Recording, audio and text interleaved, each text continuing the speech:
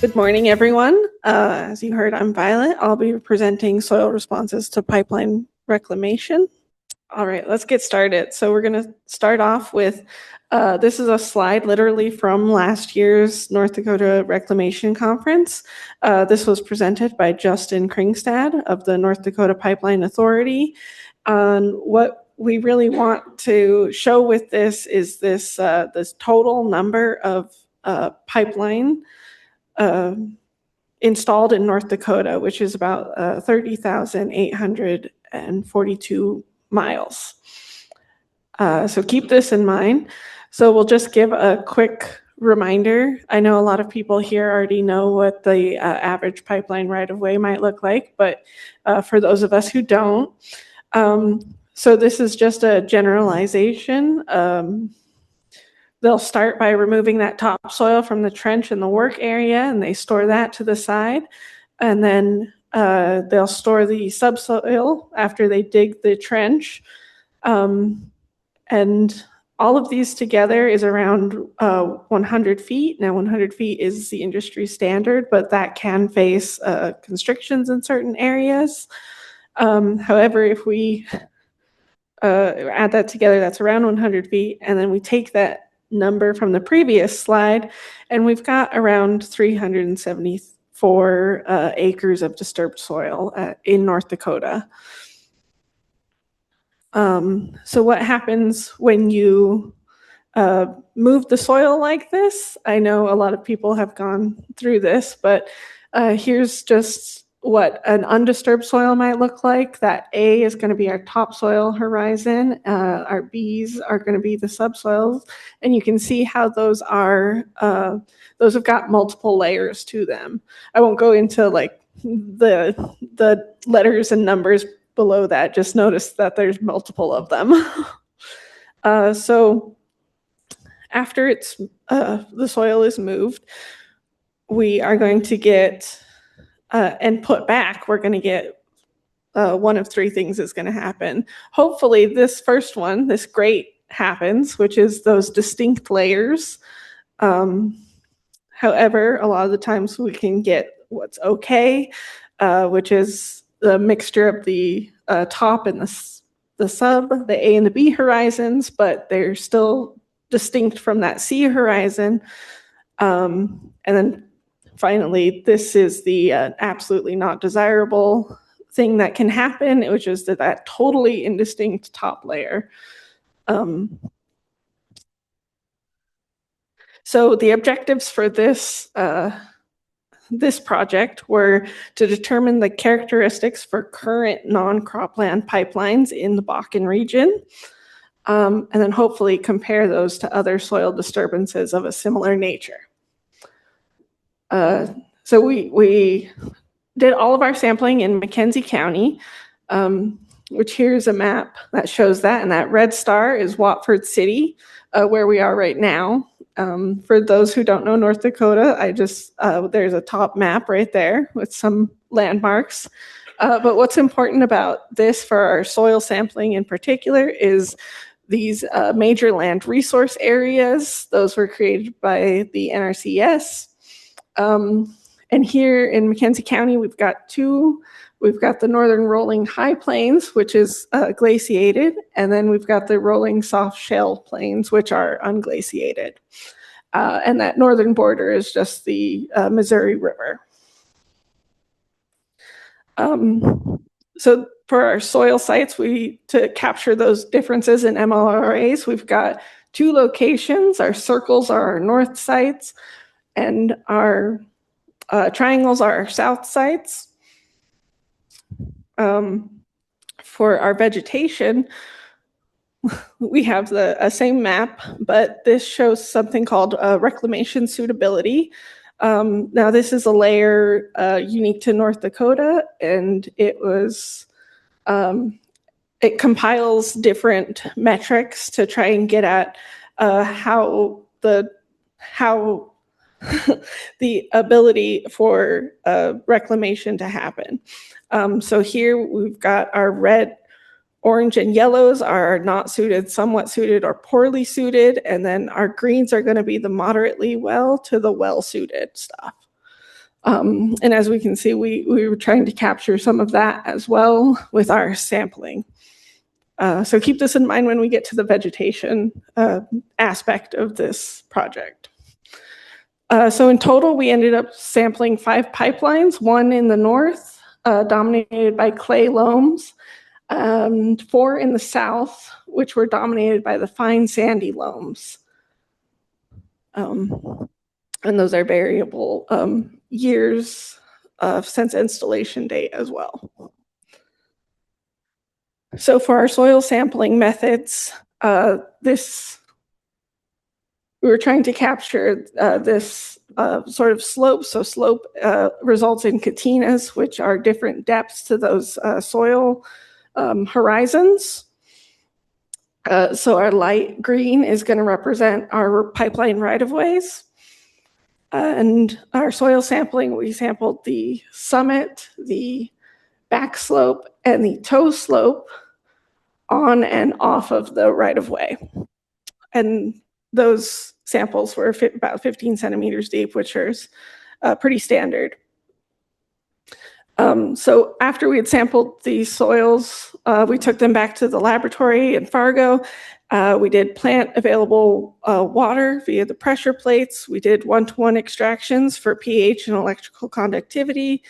We did calcium carbonate equivalency and percent sodium. And then finally, we did loss on ignition to determine organic matter percentage. And finally, we did something called carbon mineralization method, which was adapted from Paul White. And formerly, that would be your soil respiration. We're just calling it something different, a little bit different nowadays. And that's hydrating some dry soil taken from the field in flasks and then incubating those in liter canning jars and sampling those every 7 days for about a month. So our statistics for our soils, we had our 3 factors were those locations, the north versus the south, the slope positions, the summit, back slope, toe slope, and then the on versus the off of the right-of-way. However, for the vegetation, since those were sampled a little differently, we had the location, we had the reclamation suitability class, and then we had the on versus the off of the right-of-ways. So we'll get into the soil results first. These are the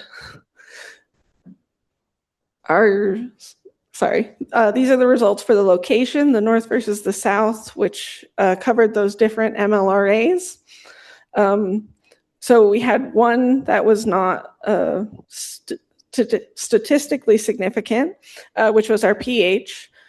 However, our plant available water, our calcium carbonate equivalency, our organic matter, and our carbon mineralization were all higher in the north versus the south, which is what those red arrows are. And then the blue arrows show that the south was higher than the north for the electrical conductivity and percent sodium. For our slope position results were a little bit easier to handle. We have a lot of not significant. However, our pH was significantly higher at the slope than it was at the toe slope, and our organic matter was significantly lower from the summit, or lower at the summit and higher at the toe slope. Now, the most important was that comparison between the on versus the off of the right-of-way, and as we can see, that's got a lot of significance. Only one wasn't, which was that plant available water. There wasn't a difference between the on versus the off. However, there was for the pH, the EC, the percent sodium, and the calcium carbonate equivalency. Those were higher on the right-of-ways than they were off of the right-of-ways. And our organic matter and our carbon mineralization rates were higher off of the right-of-ways than they were on the right-of-ways. Now, we did have some interactions as well, the first being slope position by location for that calcium carbonate equivalency.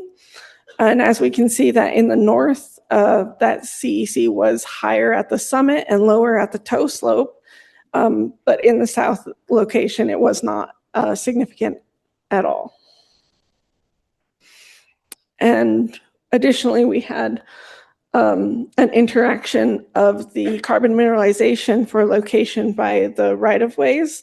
As we can see that north off of right-of-way, that those green triangles is a lot higher than that, than our north on right-of-way, which is the blue circles.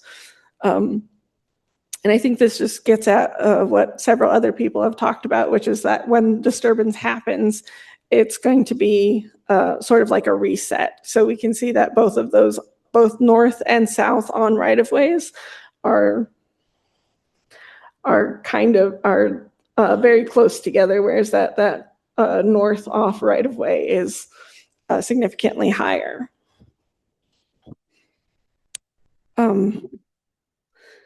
And finally, we'll get into the plant stuff. This is yield comparison on versus off of the right-of-way. And this is interesting because even though there's like a numeric difference, this is not statistically significant. So our yield was not negatively affected by on versus the off of the right-of-ways. And this kind of shows it. I think this is a south pipeline. And as you can see, like you can tell where the pipeline was where that right-of-way was, but you can see that the vegetation height at least is super similar. So this might get into, sorry. So what we have here is a relative yield. So this was the on right-of-way yield divided by the off right-of-way yield for those reclamation suitability classes. The moderate versus the not suited. Our blue is our north and our south is going to be our red. As you can see, that north is significantly lower than the south, but what we really need to notice is that those the years is going to be might be affecting this, since that one north pipeline was about a year old, and the south pipelines were actually over a year old, 1 to 4 years. And this is a comparison. This is that north site, or a north site, where you can see that this is this looks a lot different than the surrounding area currently. And finally, we'll wrap it up with our measure of diversity, which is our Shannon index. That just takes in yield and like total amount of species.